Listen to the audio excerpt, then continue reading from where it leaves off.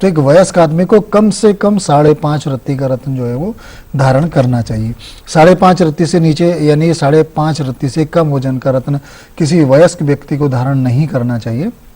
उससे बड़ा ही हो तो बहुत बढ़िया रहता है। और किसी किसी केस में हम जो है ज़्यादा बड़ा रत्न भी बता देते हैं, क्योंकि ये डिपेंड करता है कि जिस ग्रह को हम मजबूत करना चाह रहे हैं उसकी कुंडली के अंदर क्या पोजीशन है। अगर बहुत कमज़ोर स्थिति में है तो थोड़ा सा बड़ा रत्न यहाँ पर पहनने की हम सलाह दिया करते हैं।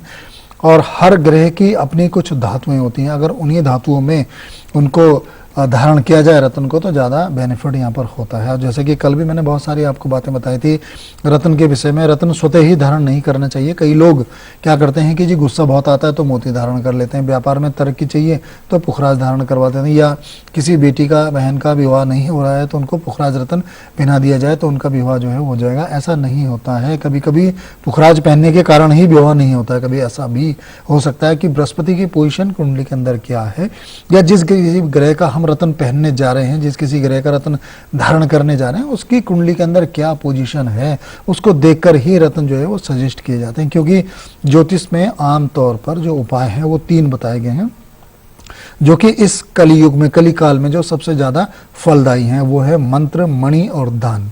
यानी कि मंत्र का जाप कर सकते हैं आप किसी भी ग्रह का, या कोई भी मंत्र, जैसे कि अक्सर मैं यहाँ से बताया ही करता हूँ आपको कि इस मंत्र का आपको जाप करना चाहिए। मंत्रों के जाप से भी बहुत अधिक लाभ होता है। दूसरा मणि का मतलब वही रत्न हो गया यानी कि हर ग्रह की अपनी कुछ मणियाँ हैं, रत्न है। यदि आप रत्न नहीं पहन सकते हैं, अगर कोई रत्न महंगा है तो आप उपरत्न को धारण करें आप, लेकिन दूसरी रत्न कभी भी नहीं धारण करना चाहिए। क्योंकि कुछ रत्न होते हैं वो थोड़े से कॉस्टली हैं, मार्केट के अंदर उनकी जो मार्केट वैल्यू है थोड़ी ज़्यादा है तो महंगे मिलेंगे आपको।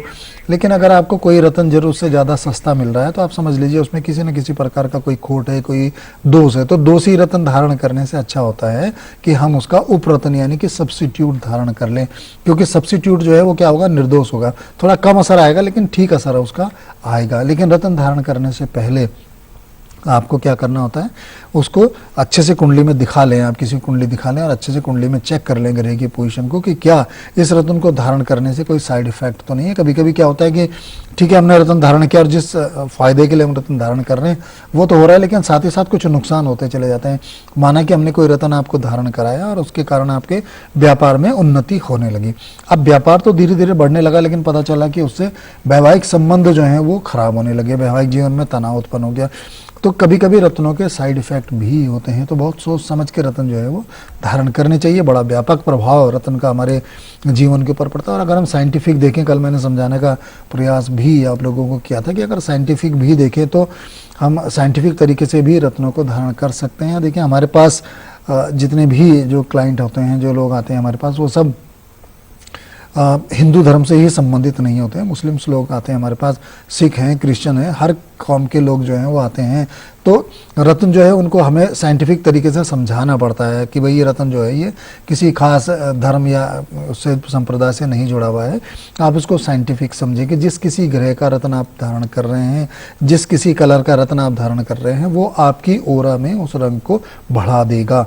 और अब तो ओरा स्कैनिंग के कैमरे भी आ चुके हैं। तो यदि आप रत्न पहनाकर किसी व्यक्ति का फोटो लेते हैं तो उसकी ओरा में उस कलर की मात्रा जो है वो बढ़ जाती है। और अगर आप रत्न उतारने के बाद उनका फोटो लेते हैं तो उस कलर की जो मात्रा है वो आपको कम दिखाई देगी। तो बिल्कुल साइंटिफिक आप इसको समझे। कई लोग कहते हैं जी मैं इन बातों में विश्वास नहीं करता, मैं रत्न नहीं पहनूंगा।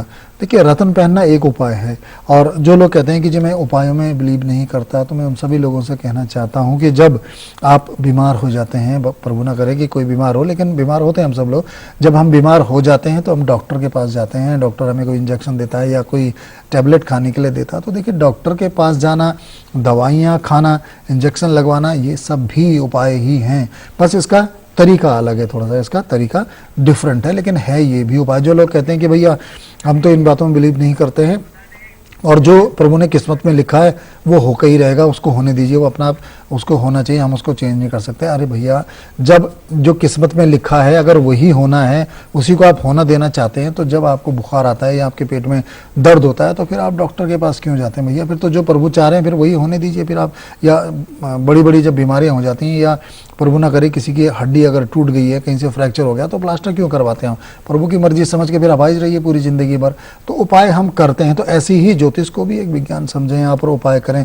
रत्न भी उसी श्रेणी में आते हैं। रत्न को पहनने के बाद अद्भुत लाभ होते हैं। जिन लोगों ने इनको अपने जीवन में धारण किया है और उसके लाभ देखें, आप उनसे बात करके देखिएगा, वो लोग आपको अपने अनुभव बताएंगे कि रत्नों से जो है किस प्रकार का लाभ उनको हुआ है। लगता है मैडम कुछ कहना चाह रही हैं? जी आचार्य जी, यहाँ पर वक्त है एक बहुत ही छोटे से ब्रेक का, तो रुकेंगे यहाँ पर ब्रेक के लिए, जल्द हाजिर होते हैं, आप कहीं मत जाइएगा।